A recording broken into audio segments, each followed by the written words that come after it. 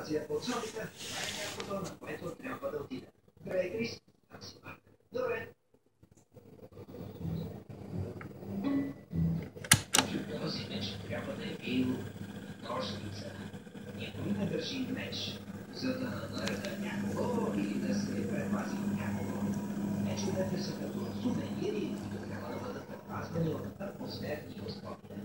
Това се пада места, където да бъдат защитени за някаква дръжки на екипа, а не изцяло от кarbона от кожа, за това се дай на новина текстура, но не е по-слабо от външни лични. Мечът може да се преди от огромна битка. Мислиш, че някой живял и умрял за това. Когато е идеално доказателство, че мечът е бил използван в битка. Заради формата и дължината не може да е на 1000 или на 1300 години. Сериозно? Затяга колелото. Не имам представа как да го извада. Страх ма да напъна. Да не би да се щупи. Искам да видя отдолу как е захванато. Може би има някакъв друг начин. Сигурно трябва да го отварям отзад, което не ми харесва, защото има много платки.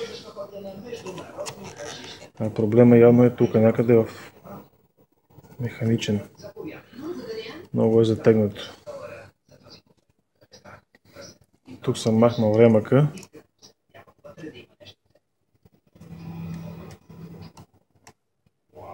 Който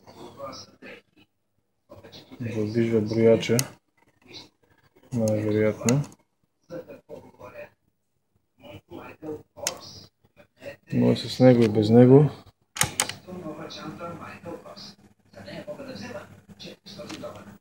Положението си е същото.